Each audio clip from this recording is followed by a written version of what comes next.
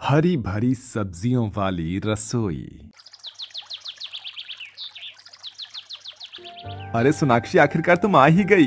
बड़ी जोरों की भूख लगी यार, मेरे पेट में तो चूहे की बजाय शेर कूद रहे हैं, शेर। हाँ हाँ बाबा, आ गई। अब तुम्हें खाने के लिए और सब्र करने की जरूरत नहीं है। ठीक है सोनाक्षी, अब बातें ही करती रहोगी या फिर टिफिन भी खोलोगी? हाँ हाँ, खोल रही हूँ बाबा। ये देखो, मैं तुम्हारे लिए क्या लेकर आई हूँ। मेथी के पराठे, पालक की सब्जी और ये घी का रायता। खाओ इसे, खाकर तुम्हें ये बहुत ही अच्छा लगेगा। हाँ हाँ, क्यों नहीं। अरे यार, ये सोनाक्षी का मैं कब से इंतजार कर रहा था। ये क्या लेकर आई है, घास फूस। अब भला मैं इसे खाकर अपना पेट कैसे भर सकता हूँ। लेकिन क्या करूं, इसका दिल रखने के लिए मुझे इसे थोड़ा तो खाना ही पड़ेगा। तो मनीष, तुम्हें ये सब कैसा लगा? मैंने ये सब खुद अपने हाथों से तुम्हारे लिए खास बनाई थी। हाँ हाँ, सच में ये बहुत ही स्वादिष्ट है। अरे सोनाक्षी, अब तुम्हें कैसे बताऊं कि ये सब मुझे बिल्कुल भी पसंद नहीं है। ये तो मैं बस तुम्हें बुरा ना लगे इसलिए खा रहा हूँ। मनीष ने अभी थोड़ा बहुत खाया ही था कि उसका दोस्त अशोक वहां आ जाता है। अरे मनीष यार, तू यहाँ पर है, चलना जल्दी, वो नोट्स लेने जाना है ना। कहीं तू भूल तो नहीं गया? अरे नहीं नहीं अशोक, चल मैं चलता हूँ भाई। अरे यार मनीष, इसे फिनिश तो करो। खा लिया, ठीक है, मैं चलता हूँ ना। तुम घर थोड़ा ध्यान से चली जाना, ठीक है। ऐसा कहकर मनीष और अशोक वहां से चले जाते हैं, जिसके बाद वो एक समोसे के ठेले पर जाते हैं। अंकल जी, 4-4 समोसे लगा दीजिए प्लीज। अरे यार मनीष, अभी तो तूने सोनाक्षी के लाए हुए टिफिन खाया है, मतलब तू अभी यहाँ पे 4-4 समोसे खाएगा? यार अब क्या बताऊं यार, वो तो तू ठीक समय पर आ गया, नहीं तो आज तो मेरी तबीयत बिगड़नी ही थी। अब मैं तुझे कैसे बताऊं यार कि हरी सब्जियों की दुकान लगाकर लाई थी। अब तू बता ना कि मैं कैसे खाता यार ये सब। पर फिर यार, तू तू उससे प्यार करता है ना, और शायद तू तो उसी से शादी भी करेगा, और फिर आगे तेरी जिंदगी कैसे चलेगी फिर। इन सब बातों को छोड़, वो सब मेरी माँ देख लेगी। शादी के बाद मेरी माँ सोनाक्षी को सब कुछ सिखा देगी, तू चिंता मत कर उसकी। कॉलेज के बाद मनीष को एक अच्छी एमएनसी कंपनी में नौकरी मिल जाती है, और फिर वो अपने घर पर सोनाक्षी के लिए बात करता है। कुछ ही महीनों में मनीष और सोनाक्षी की शादी हो जाती है। अब यहाँ तक का तो सफर काफी अच्छे से चला था, लेकिन यहाँ से सोनाक्षी और मनीष की जीवन की पटरियां बदलने वाली थी। अब हम ऐसा क्यों कह रहे हैं, चलिए इस कहानी के जरिए समझते हैं।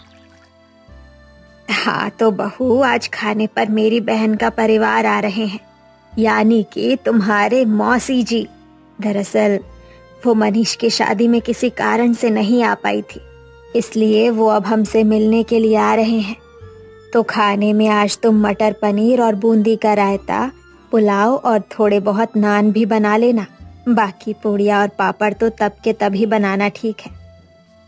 और हाँ, मीठे में चावल की खीर अभी ही बनाकर रख लो, क्योंकि ठंडी खीर बढ़िया लगेगी। जी मम्मी जी। ये सब सुनकर घबरा गई क्या बहू? फिक्र मत कर, रसोई में तुम्हें अकेले नहीं झोंकूंगी, बल्कि दोनों मिलकर सब बना लेंगे, ठीक है? नहीं मम्मी जी, आप आराम कीजिए, मैं ये सब कर लूंगी। सच में? तुम कर लोगी ये सब अकेले? जी मम्मी जी, वैसे भी मैंने अपने मायके में भी ज्यादातर समय रसोई में ही बिताया है। अच्छा ऐसा है, फिर तो ये बहुत ही अच्छी बात है। फिर मैं ऐसा करती हूँ, आज मैं मंदिर हो आती हूँ। अब ऊपर वाले ने इतनी अच्छी बहू दी है, मुझे तो प्रसाद तो चढ़ाना ही चाहिए। अपनी सास उर्मिला की बातें सुनकर सोनाक्षी थोड़ा मुस्कुरा देती है और फिर रसोई के अंदर चली जाती है। करीब 3 से 4 घंटे तक सोनाक्षी रसोई में अकेले ही रहती है, और फिर खाने के मेज पर उर्मिला अपनी बहन के परिवार के साथ बैठी होती है। अरे लाजवंती, अब मैं तेरे से क्या छुपाऊं? अगर मैं अपने हाथों में चिराग लेकर भी ढूंढती ना, तो भी मुझे ऐसी बहू नहीं मिलती। मैं तुझे बता दूं कि आज का सारा खाना मेरी बहू ने खुद ही अकेले बनाया है। मुझको तो साफ कह दिया कि मम्मी जी, आप जाकर आराम करो। अब बताओ, कहीं ऐसी बहू मिलेगी? मेरी संस्कारी बहू। अरे वाह दीदी, सच में नसीब हो तो तुम्हारे जैसा। लेकिन बहू है कहाँ? जरा हमें भी तो मिलवाओ। हाँ हाँ मौसी, कहाँ है मेरी नई नवेली भाभी? हाँ हाँ, अभी मैं बुलाती हूँ। सोनाक्षी बेटा, कुछ मदद करूँ क्या? नहीं मम्मी जी, सब हो गया, बस मैं आ ही रही थी। ये कहते ही सोनाक्षी डाइनिंग टेबल पर एक बड़ा सा बर्तन रख देती है, जिसे देखकर सामने बैठी उर्मिला की बहन ने कहा, बस खाने में यही है क्या? नहीं नहीं मौसी जी, ये तो बस स्टार्टर है। मैंने पालक का गर्मा गर्म सूप बनाया है आप सभी के लिए। ये कहकर सोनाक्षी ने सबको पालक का सूप दिया, जिसे देखकर उसकी सास उर्मिला का नाक सिकुड़ गया। वहीं बाकी के मेहमानों को बड़े चाव से सूप पीता देखकर वो चुप रही। सूप तो बढ़िया है। हाँ बहू, ऐसा सूप तो मैंने पहले कभी नहीं पिया है। सच में बहुत लाजवाब है, बहुत गजब है ये। अब सोनाक्षी बहू बाकी का खाना भी ले आओ। इस सूप से थोड़ी ना पेट भरेगा सबका। जी मम्मी जी, मैं अभी लेकर आई। सोनाक्षी तुरंत ही रसोई में गई और फिर कुछ और बर्तन साथ लेकर लौटी। उसने जैसे ही खाने की प्लेट को खोला तो खाना देखकर उर्मिला ने सोनाक्षी से कहा, बहू ये तुमने क्या बनाया है? माँ जी, ये गर्मा गर्म इडली और सांभर है और साथ में नारियल की चटनी है।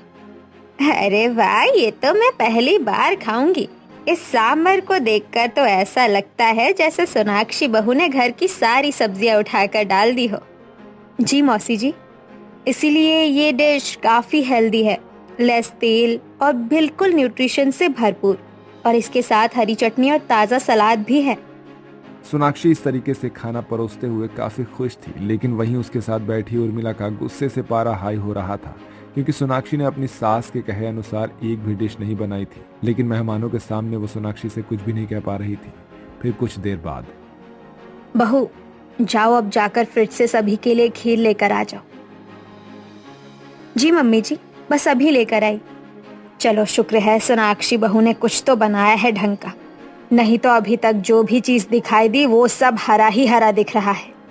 सोनाक्षी कुछ देर में सबके सामने खीर की कटोरियां लाकर रख देती है, लेकिन उस खीर को देखते ही उर्मिला का सब्र का बांध टूट जाता है। उसने गुस्से से सोनाक्षी की ओर देखा और बोली, ये क्या किया बहू? खीर हरी कैसे हो गई?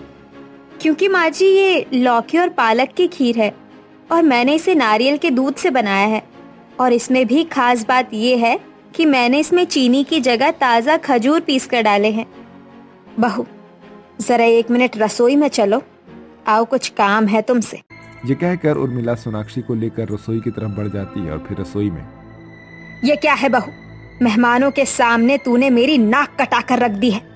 ये तो तूने आज बनाया है, ये भी कोई खाना है?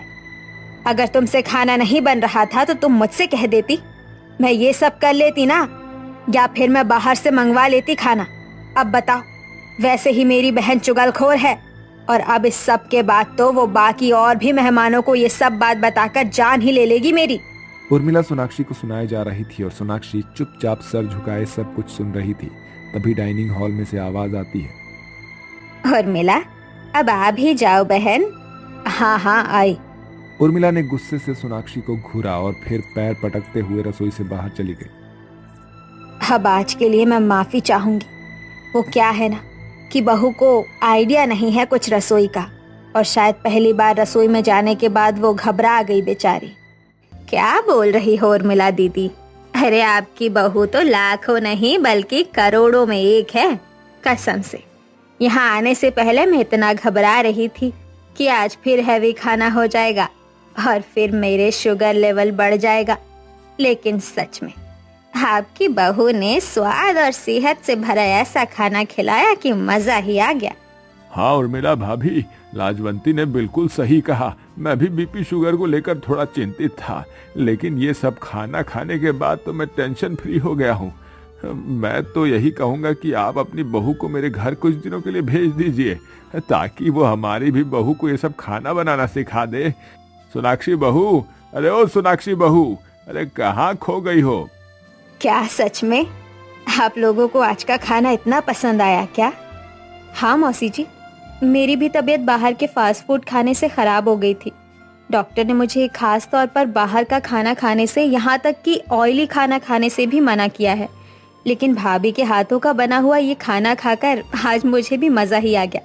मौसी जी, ये पसंद नहीं बल्कि बहुत पसंद आया हमें। सच में उर्मिला दीदी, आपके भाग्य खुल गए सोनाक्षी जैसी बहू पाकर। चलिए अब हम चलते हैं। इस तरह लाजवंती का पूरा परिवार सोनाक्षी को शगुन के तौर पर तोहफे देकर वहां से चला जाता है। वहीं ये सब बातें सुनकर उर्मिला हैरान रह जाती है। वहीं जब शाम को मनीष आता है तो वो भी ये बातें सुनकर काफी खुश होता है। इसके बाद से रसोई की सारी जिम्मेदारी उर्मिला सोनाक्षी को सौंप देती है और इस तरह से सोनाक्षी भी अपने पूरे पक्के इरादे से ना सिर्फ अपने ससुराल वालों की सोच को बदलती है, बल्कि अपने ससुराल के तेल मसाले से भरी हुई रसोई को एक हरी भरी सब्जी के रसोई में बदल देती है। और उसके घर में सभी लोग स्वस्थ हो जाते हैं और वो सभी लोग खुशी खुशी रहने लगते हैं।